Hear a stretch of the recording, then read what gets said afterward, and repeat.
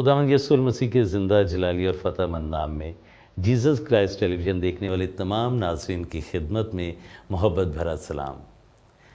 میں ہوں آپ کا میزبان عامر سہیل مٹو اور پروگرام پیش خدمت ہے یسوع کے گواہ۔ عزیزو، جیسا کہ آپ جانتے ہیں کہ اس پروگرام میں ہم ایسے مختلف خدا کے خادموں کو اور ایسے ایمانداروں کو دعوت دیتے ہیں کہ جن کی زندگی میں خدا نے عجیب اور بڑے کام کیے ہوتے ہیں، اور ان کی گواہی جو ہے دوسرے ایمانداروں کے لیے تقویت کا باعث بنتی ہے۔ یسوع المسیح جب آسمان پر اٹھائے جانے والے تھے تو انہوں نے کہا کہ ساری دنیا میں جاؤ اور ساری خلق کے سامنے انجیل کی منادی کرو، اور یہ جو ہے ارشاد اعظم ہم سب کے لیے ہے۔ ہم سب نے اپنی گفتار سے، اپنے افعال سے اور اپنے کردار سے جو ہے انجیل کی منادی کرنی ہے، اور حقیقت ہے کہ ایسے بہت سے یسوع کے گواہ ہیں جو بڑے مؤثر انداز میں دوسرے لوگوں تک گواہی پہنچا رہے ہیں۔ آج بھی ہمارے ساتھ ایسے ہی مہمان موجود ہیں۔ G B M house of prayer کے اندر یہ خدمت کر رہے ہیں، پاسٹر سرور کے ساتھ ان کے اسسٹنٹ پاسٹر کے طور پہ خدا کے نام کو عزت اور جلال دینے کے لیے انہوں نے اپنی زندگی وقف کر رکھی ہے۔ ہمارے آج کے مہمان ہیں پاسٹر کامران۔ پاسٹر کامران، ہم آپ کو اپنے پروگرام میں خوش آمدید کہتے ہیں۔ جی پاسٹر جی، میں آپ سے پوچھنا یہ چاہوں گا کہ یقیناً جیسا ہم نے کہا، اور اس پروگرام کا جو ہے وہ ٹائٹل جو ہے وہ بھی یہی ہے، یسوع کے گواہ۔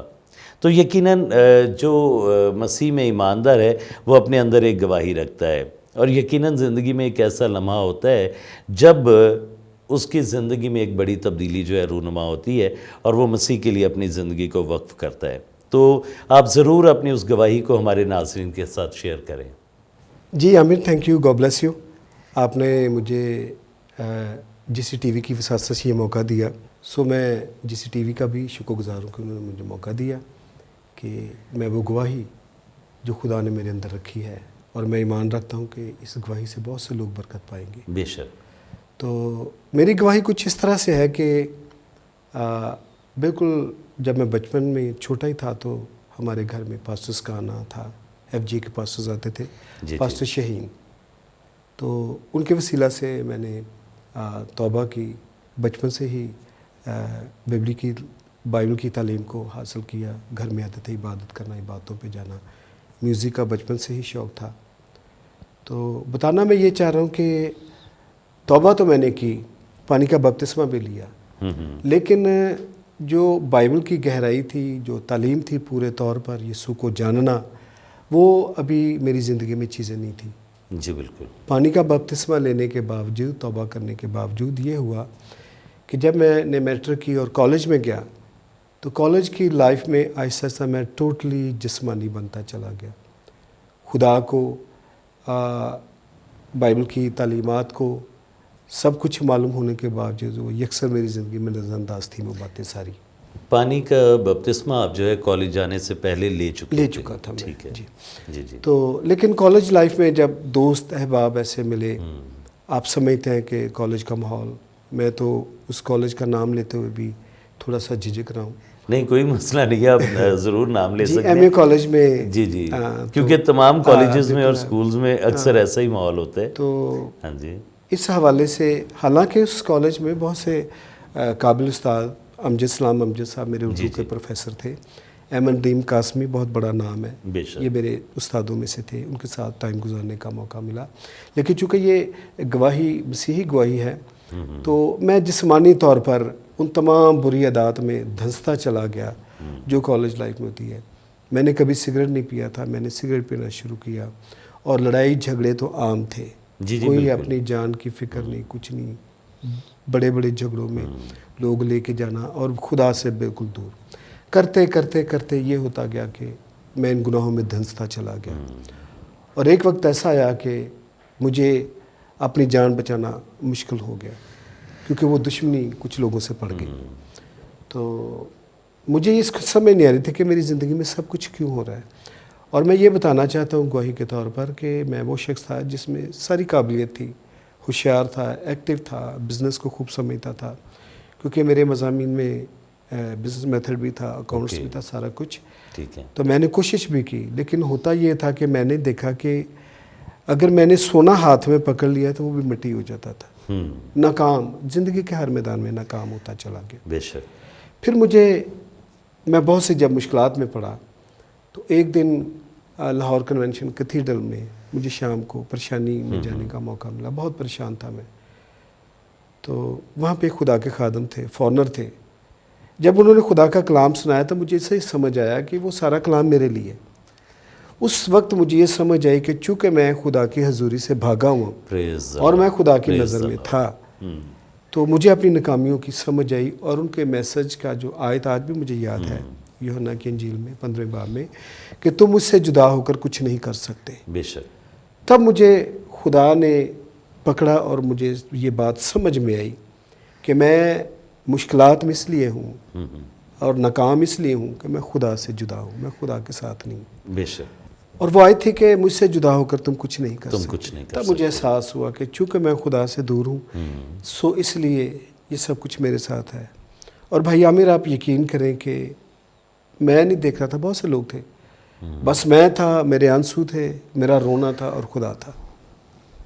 اس دن سے میں نے پورے طور پہ اپنی زندگی خدا کو دی اور مجھے احساس ہوا کہ مجھے خدا کے پاس آنا ہے. اور میں نے خدا کے ساتھ ایک وعدہ کیا کہ میں پورے طور پر ہر طور سے خدا میں تیرے ساتھ چلوں گا.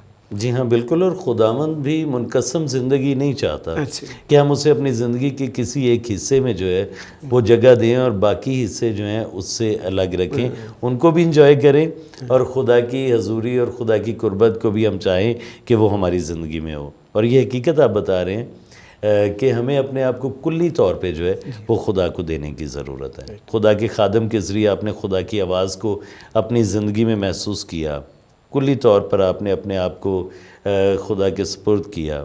اور آپ نے جیسا بتایا کہ آپ کی آنکھوں سے آنسو رواں تھے.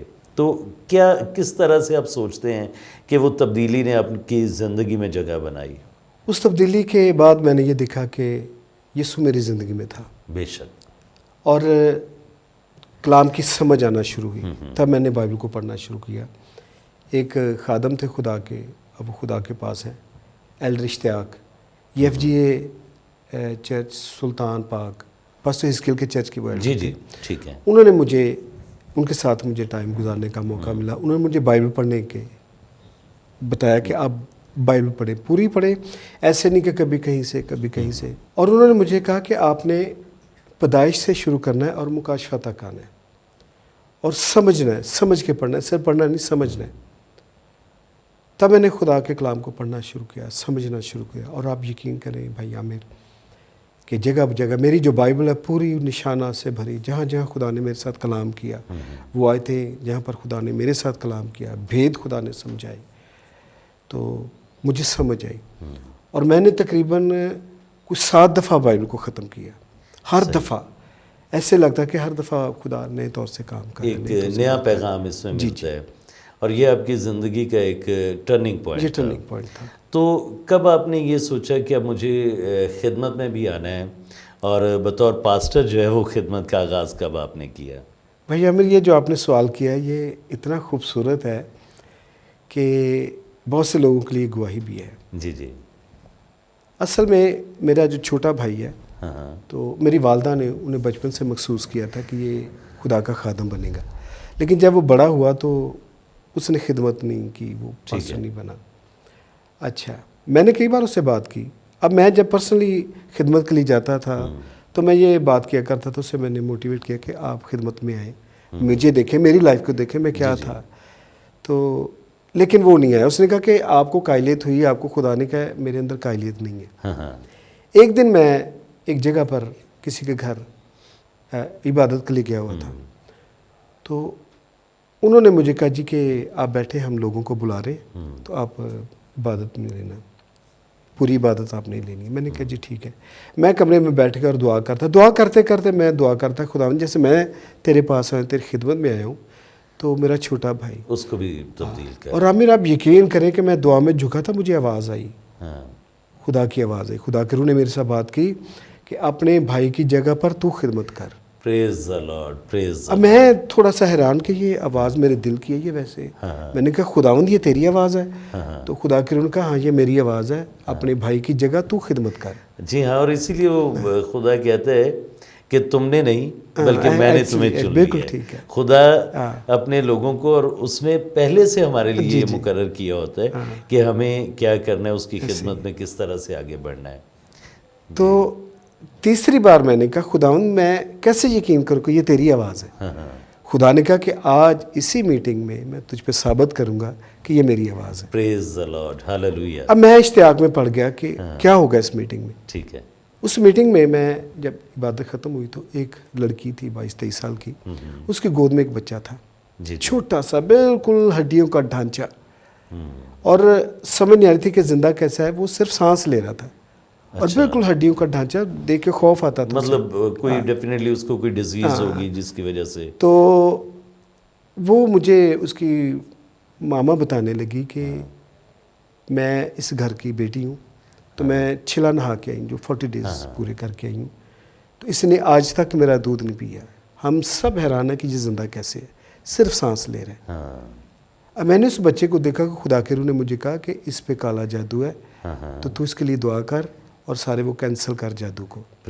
میں نے اس بچے کو اپنے ہاتھوں میں لیا اور اس سارے جادو کو یسوع کے نام سے کینسل کیا اس کی زندگی سے۔ آپ یقین کریں کہ اسی وقت اس بچے نے اپنی ماں کا دودھ پینا شروع کر دیا۔ پریز دی لارڈ، ہاللویہ۔ ٹھیک ہے۔ اور 2 مہینے کے بعد مجھے دوبارہ اسی جگہ پر جانے کا موقع ملا، تو اس لڑکی نے ایک بچہ اس کے ہاتھ میں ہے، تو اس نے لا کے میرے پاؤں میں ڈال دیا بچہ۔ میں نے کہا یہ آپ کیا کر رہے ہیں؟ بچے کو دیکھا، اتنا خوبصورت گورا چٹا بچہ، بڑا پیارا سا۔ تو مجھے کہنے لگے کہ یہ وہی بچہ جس پر آپ دعا کر کے گئے تھے۔ پریز دی لارڈ۔ تب میں نے وہ خدا کے روح نے فوراً مجھے میرے سے کلام کیا کہ میں نے تجھے کہا تھا نا کہ میں تیرے ساتھ ہوں، میں تجھے ثابت کروں گا، میں تیرے ساتھ ہوں، میں تیرے وسیلے سے بڑے بڑے کام کروں گا، اپنے بھائی کی جگہ پر تو خدمت کر۔ اور ہمارے اس طرح سے میں پورے طور پر بے خدمت۔ شک، اور ہمارے لیے کیسے استحقاق کی اور کیسی عظیم بات ہے کہ ہم اس خدا کی خدمت کرتے ہیں جو خشک ہڈیوں میں بھی جان ڈال سکتا ہے۔ بالکل ایسے۔ تو یہ بڑی خوبصورت آپ کی گواہی ہے، اور کس طرح خدا نے اپنی خدمت کے لیے آپ کو چنا۔ آپ کا خیال تھا یا فیملی کا خیال تھا کہ خدا کی خدمت کی کالنگ جو یا بلاہٹ جو ہے وہ آپ کے چھوٹے بھائی کے لیے، لیکن خدا نے آپ کو چنا اور ابھی آپ خدمت کر رہے ہیں۔ تو یقیناً ہماری جب یہ گواہی کی زندگی ہے، یا جب ہم خدا کی خدمت میں ہوتے ہیں، اپنی زندگی سے اور دوسری گواہیوں سے دوسرے ایمانداروں کی تقویت کے لیے کام کرتے ہیں، تو اس میں بہت سی ہرڈلز بھی آتی ہیں، چیلنجز بھی آتے ہیں، مشکلات بھی آتی ہیں، کیونکہ پولس رسول کہتا ہے کہ ڈرتے اور کانپتے ہوئے نجات کا کام کیے جاؤ۔ تو کس طرح آپ نے اپنی زندگی کو دیکھتے ہیں، اس ساری خدمت کی زندگی کو؟ کیا کچھ ایسی مشکلات، کچھ چیلنجز تھے فیملی کی طرف سے، سوسائٹی کی طرف سے؟ ڈیفینیٹلی عامر بھائی، مشکلات تو اتنی آتی ہیں کہ میں نے آپ کو بتایا کہ جو میری لائف تھی، کالج کی لائف، سارا کچھ تھا وہ اب لوگ جانتے تھے، رشتہ دار بھی جانتے تھے میرے کریکٹر کو، دوست احباب بھی۔ لیکن جب میں نے بائبل پکڑی اور چرچ جانا شروع کیا تو مختلف دوستوں کی طرف سے تانے اور اس طرح کی باتیں، وہ جیسے ایک محاورہ ہے کہ 100 چوہے کھا کے بلی حج کو، اس طرح کی باتیں سننی پڑی۔ تو خیر میں مسکرا دیتا تھا۔ تو کچھ لوگ خیال تھا کہ، بلکہ کچھ پاسٹرز کا بھی یہ خیال تھا کہ بس 2 4 6 مہینے سال ڈیڑھ کی بات ہے کہ پھر وہی۔ دوست احباب وہ حیران تھے اور وہ انتظام میں تھے کہ بس تھوڑی دیر کے لیے۔ تو لیکن یہ تو میں جانتا تھا کہ میرے ساتھ کس نے بات کی اور کس طرح سے بات کی ہے۔ بالکل صحیح ہے۔ اب اس کے بغیر تو جیسے میں کبھی کبھی عامر یقین کریں کہ پطرس رسول کی بات، جب یسوع کو اس نے کہا تھا کہ اے خداوند ہم کہاں جائیں، زندگی کی باتیں تو تیرے پاس ہیں، تو مجھے ایسے لگتا ہے جیسے میرے دل کی آواز اس نے کہی ہے۔ یہ میری فیلنگز ہیں، میری بھی یہی فیلنگ ہے خدا کے لیے۔ زبردست۔ تو اب تو بڑا مشکل ہے، تو ہو ہی نہیں سکتا کہ کیسے، اب تو یہ زندگی ہے یا موت ہے۔ بے شک بے شک، زندگی میں بھی اسی کے پاس ہے، موت کے بعد اسی کے پاس ہے۔ بالکل صحیح ہے۔ تو یہ ہے کہ مت گھبرائیں، مشکلات دوستوں طرف سے، اور کلام میں لکھا ہے کہ آدمی کے دشمن اس کے گھر کے ہی لوگ ہوں گے۔ اور یہ میں نے دیکھا کہ فیملی کے اندر، خاندان کے اندر، رشتہ داروں میں، آپ کے قریبی عزیز بہت سی باتیں ایسے کرتی ہیں جو آپ کو سہنی پڑتی. بالکل. اور اکثر خاندان میں اور قریبی جو ہمارے لوگ ہوتے ہیں نا انہی میں ہوتا ہے کہ پنجابی میں کہتے ہیں کہ وکھیا ہے کہ نہ گو بہ گئے. ہاں جی. اور یہ ساری چیزیں ہوتی ہیں. لیکن خدا جب ہمیں چنتا ہے اپنی خدمت کے لیے، اور پولس رسول کہتا ہے کہ اب میں زندہ نہ رہا بلکہ مسیح مجھ میں زندہ ہے، اور جب مسیح ہماری زندگی میں زندہ ہوتا ہے تو پھر گمراہی کے چانسز کم ہو جاتے ہیں. حملے ہوتے ہیں، ابلیس کی طرف سے حملے ہوتے ہیں، لیکن خدا ہمیں خود اپنے میں قائم رکھتا ہے. آپ بطور پاسٹر بھی خدمت کر رہے ہیں. جی. اور ایک اچھی بات یہ ہے کہ آپ خدا کے پرستار بھی ہیں، کیونکہ کلام میں لکھا ہے کہ خدا ایسے پرستار ڈھونڈتا ہے جو روح اور سچائی سے اس کی پرستش کریں. تو پرستش بھی یقیناً خدا کی گواہی دینے کا ایک بڑا ہی مؤثر طریقہ ہے، مؤثر ہتھیار ہے. تو آپ اس کو کس طرح سے دیکھتے ہیں؟ میں ایک یہ سمجھتا ہوں کہ پرستار ہونا بڑی خوبصورت بات ہے. بے شک. بابرکت بات ہے اس لحاظ سے کہ اگر آپ خدا کے کلام کو دیکھیں تو لکھا ہے کہ خدا دو طرح کے لوگوں کو ڈھونڈتا ہے. ایک وہ جو رکھنے میں کھڑے ہو سکے دوسروں کی شفاعت کے لیے، بے شک. اور دوسرے وہ جو روح اور سچائی سے اس کی پرستش کرے. ان دو لوگوں کو خدا تلاش کر رہا ہے. تو میں سمجھتا ہوں کہ اگر میرا شمار ان لوگوں میں ہے جو روح اور سچائی سے جو پرستش کرنے والے، جن کے کو خدا تلاش کر رہا ہے، تو اس چیز کو سمجھتے ہوئے، کلام کی اس بات کو سمجھتے ہوئے، خدا کی جستجو کو سمجھتے ہوئے، میں جب خدا کی حضوری میں پرستش کے لیے کھڑا ہوتا ہوں تو میں لوگوں کے سامنے نہیں، میں خدا کے سامنے کھڑا ہوتا ہوں، اس کی حضوری میں ہوتا ہوں اور دل و جان سے اس کی پرستش کرتا ہوں. میں نے دیکھا کہ پرستش کے وسیلہ سے بہت سے معجزات پرستش کے دوران خدا نے کیے. پرستش کے بعد جب بیماروں پر ہاتھ رکھے تو بڑے بڑے ایسے ایسے معجزات حیران کن خدا نے کیے. تو پرستش واقعی ایک بابرکت ایک خدمت ہے جو بالکل. میں چونکہ ڈبنگ کرتا ہوں اور خدا کے جو خادم ہیں انٹرنیشنل ان کے لیے ٹرانسلیشن بھی کرتا ہوں، تو ایک خادم کی مجھے بات اچھی طرح یاد ہے. میں نے ان کو ٹرانسلیٹ جب کیا تو انہوں نے کہا کہ میں تمام ایمانداروں سے کہتا ہوں کہ پرستش کرنا سیکھیں، کیونکہ جب ہم ابدی طور پر آسمان پر اس کے ساتھ زندگی گزار رہے ہوں گے تو پھر 24 گھنٹے پرستش ہی کر رہے ہوں گے، قدوس قدوس کہہ رہے ہوں گے. تو یہ حقیقت ہے. اب یقیناً ہم جاننا چاہیں گے، آپ کی خوبصورت زندگی کو ہم نے دیکھا، آپ کی خوبصورت خاندانی زندگی کو بھی ہم نے دیکھنا چاہیں گے کہ خدا نے آپ کو یقیناً بچے دیے، اس خوبصورت برکت سے نوازا. تو خاندانی زندگی میں کس طرح آپ سمجھتے ہیں کہ آپ کی خاندانی زندگی سے دوسرے لوگ جو ہے وہ انسپریشن لے سکتے ہیں؟ میں یہ سمجھتا ہوں جب میں نے خدا کو قبول کیا، ظاہر ہے اس وقت میری عمر 26 سال تھی. جی. تو خدا کے کلام کے وعدے ہیں، وہ جب میں نے خدا کو جانا قبول کیا، خدا کو سمجھا، تو خدا کے ساتھ میں نے ایک وعدہ کیا تھا. اور جب میں نے خدا کو ساری اپنی مشکلات بتائیں، ساری فکریں اسے بتائیں، تو خدا نے جب میں نے غور کیا تو میں نے دیکھا کہ یہ چیزیں میری ضرورت ہیں. گاڑی میرے پاس نہیں تھی اور بہت سی چیزیں میرے پاس نہیں تھی.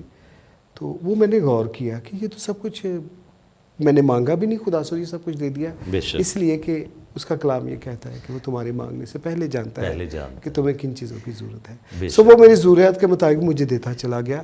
اور میں گواہی کے طور پہ یہ بتا رہا ہوں کہ بہت کم چیزیں جو میں نے خدا سے مانگی ہیں، کہ میں نے روزے رکھے ہوں، یہ کہا خدا مجھے یہ چاہیے چاہیے، میں صرف اس کی خدمت میں مگن رہا اور وہ سب کچھ مجھے دیتا چلا گیا. جی پاسٹر جی، آپ کی اس ساری گواہی سے، اس ساری گفتگو سے یقین جانے کہ میں بہت زیادہ برکت پا رہا ہوں، اور امید ہے کہ ہمارے ناظرین بھی اس سے برکت حاصل کریں گے. ہم ضرور چاہیں گے، وقت دل نہیں چاہتا کہ آپ سے یہ جو خوبصورت رفاقت ہے اس کو اختتام کی طرف لے جائے، لیکن وقت کی پابندی ہے اور وقت کی ایک قید ہے جس میں ہمیں رہ کے یہ سارا کام کرنا ہے، پروگرام کو ریکارڈ کرنا ہے. میں ضرور چاہوں گا کہ ہمارے ناظرین کے لیے، کیونکہ بہت دفعہ ہم سمجھتے ہیں کہ یسوع کے گواہ وہی لوگ ہو سکتے ہیں جو پاسبانی خدمت میں ہیں یا ایونجلزم میں ہیں یا منسٹری سے کسی طرح ان کا تعلق ہے. لیکن اس نے جب کہا کہ جاؤ ساری دنیا میں جاؤ اور خلق کے سامنے انجیل کی منادی کرو، تو کس طرح یہ تمام ایماندار جو ہیں اس پیغام کو اپنی زندگی میں لے سکتے ہیں؟ میں خاص طور پر نوجوانوں کے ساتھ مخاطب ہوں. نوجوان جو ینگ ہیں ان کے لیے میں خاص طور پر میں نے یہ بتایا کہ میں کالج لائف سے بگڑا اور میری زندگی अजीरन हुई, गुनाह में चली गई। और नौजवानी की हालत में ही मैंने खुदा को कबूल किया, मैं खुदा के पास वापस आया। 25-26 साल आप समझते हैं कि क्या उम्र होती है। तब मैंने खुदा को अपनी ज़िंदगी दी और तब से आज तक खुदा के फजल से खुदा के साथ वफादारी से चल रहा हूँ। नौजवानों से मैं ये बात करना चाहता हूँ कि नौजवान नस्ल ये समझती है कि खुदा के साथ चलकर ज़िंदगी में इंजॉय ख़त्म हो जाता है। जो इंजॉय वो आम ज़िंदगी में कर रहे हैं, खुदा के साथ ऐसा नहीं है। मैं उन्हें ये बताना चाहता हूँ कि ऐसा कुछ भी नहीं है। खुदा का कलाम ये कहता है कि उसमें खुश रहो। खुदा किसी चीज़ से आपको मना नहीं करता, ना अच्छा खाने पीने से मना करता है, ना अच्छा पहनने से मना करता है, ना दोस्तों से मिलने से मना करता है, ना रिश्तेदारों से। किस चीज़ से खुदा मना करता है? आप ज़िंदगी को खूब एंजॉय करें। खुदा सिर्फ एक चीज़ से मना करता है और वो है बदी, वो है गुनाह। गुनाह आपकी ज़िंदगी में ना हो। बेशक। क्या चोरी करना, ज़ना करी, शराब नशे की, ये कोई इज़्ज़त की चीज़ें हैं?